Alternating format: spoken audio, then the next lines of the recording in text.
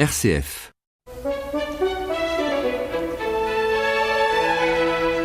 Vie des chrétiens nivernais.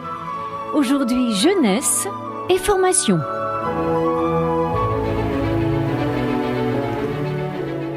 Monseigneur Braque de la Perrière, bonjour. Bonjour Marie-Odile. Bienvenue à tous les auditeurs pour cette 3e émission de formation sur l'évangélisation. Qu'est-ce qu'évangéliser ? Alors la dernière fois, nous nous sommes tournés vers Jésus, puisque quand on parle d'évangéliser, c'est annoncer la bonne nouvelle. La bonne nouvelle, c'est sa venue dans le monde. Voilà. Donc il ne s'est jamais annoncé lui-même, il a annoncé C'est le royaume de Dieu, mais le royaume de Dieu vient avec lui. Et oui, et donc maintenant, il a donné cette mission d'annoncer la bonne nouvelle à son Église dont nous faisons partie. Oui. C'est quoi, alors, pour nous, évangéliser ? Alors voilà, donc ce terme d'évangéliser vient du mot évangile, bonne nouvelle. Alors l'évangélisation, bien c'est l'ordre que Jésus a donné à ses disciples à la fin de l'évangile, aller évangéliser toutes les nations. On trouve cette expression aussi chez saint Paul, malheur à moi si je n'évangélise pas. Et puis Jésus lui-même utilise ce terme lorsqu'il dit au début de sa mission, lorsqu'on veut le retenir en Galilée, là-bas aussi il faut que j'aille dans les villages voisins, que j'annonce la bonne nouvelle, que j'évangélise la bonne nouvelle du royaume de Dieu, car c'est pour cela que je suis sorti, c'est pour cela que j'ai été envoyé. Donc l'évangélisation, c'est l'annonce de la bonne nouvelle du royaume de Dieu, le royaume de Dieu qui vient, et qui vient de fait avec Jésus, qui vient en Jésus. Mais en quoi consiste cette annonce ? Jésus a annoncé le règne de Dieu. Jean-Baptiste déjà proclamait la venue du règne de Dieu, et Jean-Baptiste a commencé par faire la même proclamation, le règne de Dieu est tout proche, convertissez-vous. Mais donc cette annonce, il va la faire évidemment par sa prédication, donc par sa parole, par ses enseignements, et aussi par les signes qu'il accomplit, par les guérisons, par toutes les formes de libération aussi qu'il accomplit, des gestes et des paroles de libération, de pardon, d'exorcisme aussi, libérer des esprits mauvais. Et puis, ça aboutira à la passion qui va être la grande libération, sa mort et sa résurrection. Donc, effectivement, comme on l'a dit, Jésus est lui-même cette bonne nouvelle à annoncer. Dans les Actes des Apôtres, l'apôtre Pierre, c'est ce qu'il proclame au chapitre 4. « En nul autre que lui, il n'y a de salut, car sous le ciel, aucun autre nom n'est donné aux hommes qui puisse nous sauver. » Donc, effectivement, l'objet de l'annonce, eh bien, c'est le salut en Jésus-Christ, c'est Jésus lui-même comme sauveur, comme salut. Voilà, donc cette annonce est la tâche fondamentale de l'Église. Et c'est ce que rappelle le pape Paul VI dans son exhortation Evangelii Nuntiandi, que nous suivons pas à pas pendant cette catéchèse. Et l'objet donc de son exhortation, c'est de montrer l'unité de toutes les tâches d'évangélisation, l'unité entre les paroles et les actes, déjà. C'est-à-dire que Jésus lui-même a annoncé le royaume de Dieu par toute sa personne, par sa parole et par ses actes. On peut parler aussi du lien entre la foi et la charité, le lien entre la prière et puis l'engagement de toute la personne. Donc l'évangélisation, elle comporte l'intégration de toutes ces dimensions, le lien aussi entre l'action et la contemplation. Et donc, l'évangélisation qui passe parfois par la catéchèse, qui passe par la première annonce, qui passe par la pastorale sacramentelle, les sacrements, qui passe aussi aujourd'hui encore par de nouveaux moyens de communication. Bien, tout cela procède de la même activité finalement. Et donc, il faut tenir l'unité de toutes ces activités d'évangélisation pour en montrer la cohérence et la dynamique. Ça veut dire que celui qui évangélise doit être quelqu'un qui fait ce qu'il dit, qui dit ce qu'il fait, qu'il soit honnête. Il ne peut pas évangéliser par les paroles sans que les actes suivent. Donc, et du reste, le pape Paul VI, je l'ai rappelé, commence son exhortation en disant que le monde actuel a plus besoin de témoins que de maîtres, enfin s'il écoute les maîtres, c'est parce qu'ils sont des témoins. Donc, cette dimension du témoignage fait partie de l'activité évangélisatrice. Donc, le pape Paul VI nous dit ceci: aucune définition partielle et fragmentaire ne donne raison de la réalité riche, complexe et dynamique qu'est l'évangélisation, sinon au risque de l'appauvrir et même de la mutiler. Il est impossible de la saisir si on ne cherche pas à embrasser du regard tous ces éléments essentiels.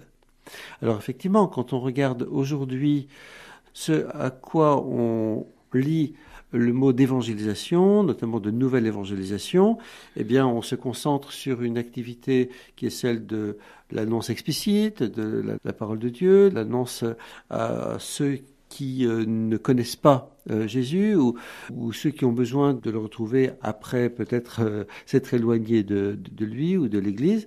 Mais ça n'est pas séparable d'autres activités comme les activités caritatives, le témoignage de vie, etc. Voilà. Et puis la liturgie.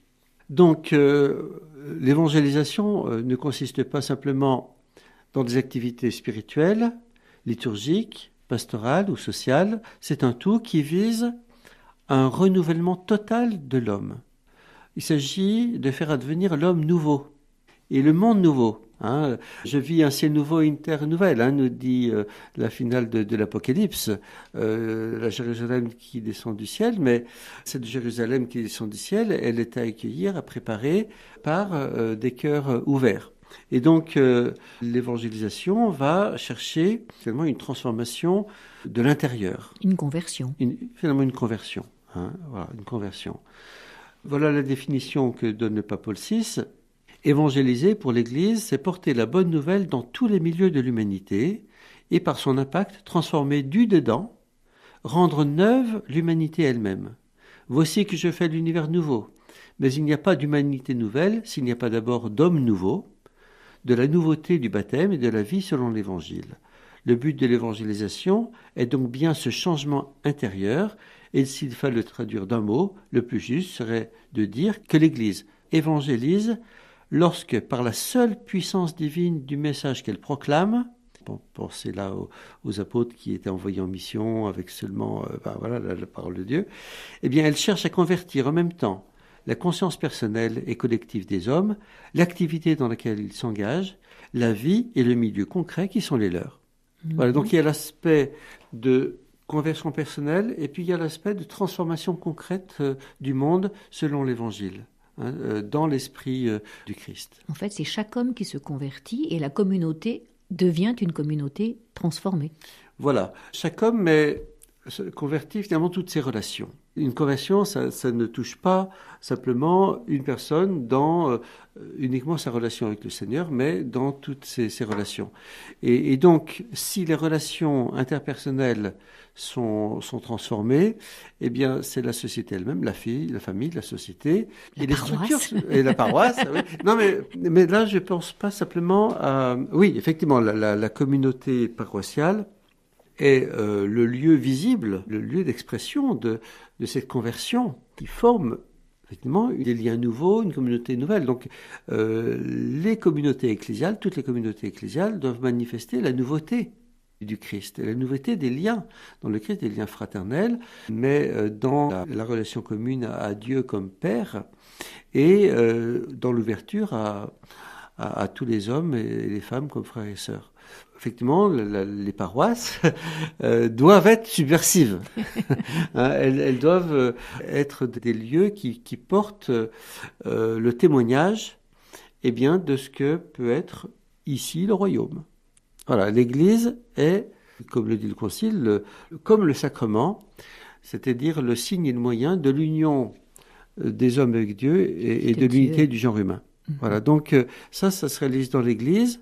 Ça doit se réaliser dans l'Église et notamment dans les communautés que nous formons, communautés paroissiales ou autres communautés. Mais ça doit ensuite, ou dans le même temps, imprégner la société. Parce que l'Église n'est pas là pour elle-même, elle est pour le monde et pour transformer le monde. On oublie finalement cette perspective. Voilà, les révolutions sont faites pour changer le monde. Eh bien, le Christ instaure une révolution radicale, même un renversement des valeurs. Et donc, l'organisation de la société, eh bien, doit pouvoir se faire en fonction de cette espérance que nous avons d'un monde nouveau. Déjà au niveau de notre vie d'aujourd'hui, eh bien, nous devons nous conduire comme si nous étions déjà dans le royaume. Et là, nous sommes réorientés. Nous nous tournons, nous étions tournés vers nous-mêmes. Oui, c'est ça, la conversion, c'est une réorientation, je dirais, personnelle, du cœur. Parce que sans le cœur, rien ne peut se faire. Donc ça part du cœur, et le cœur, il accueille ce qui est entendu, il accueille ce qui est vu aussi, le témoignage de gens qui vivent selon cette logique de l'Évangile. Et puis le cœur est poussé à vivre et à se donner à son tour selon ce qui la nourrit. Donc ça doit former des communautés qui vivent non pas selon la logique du monde, mais selon la logique du royaume de Dieu. Et une société, du coup, dont les liens pourront être transformés. Donc l'évangélisation doit toucher les personnes, l'intériorité des personnes, mais ça doit se conduire à une transformation des cultures elles-mêmes. Et l'évangile a toujours imprégné les cultures. Le malheur aujourd'hui, c'est qu'il y a la culture ambiante, moderne, et puis de l'autre côté, des croyants, mais on a l'impression que les croyants vivent leur foi à côté du monde. Or, leur foi doit imprégner tout ce qu'ils vivent. Et puis les cultures, mais aussi les structures de la société qui doivent s'adapter à cette dynamique évangélique, notamment au service des plus faibles. Alors, pendant que nous parlions de cette évangélisation, vous avez utilisé le mot témoignage et je pensais, là, on peut refaire un petit peu écho à eux, puisqu'il n'y a pas si longtemps que cet événement a eu lieu, aux moines de Tibérine.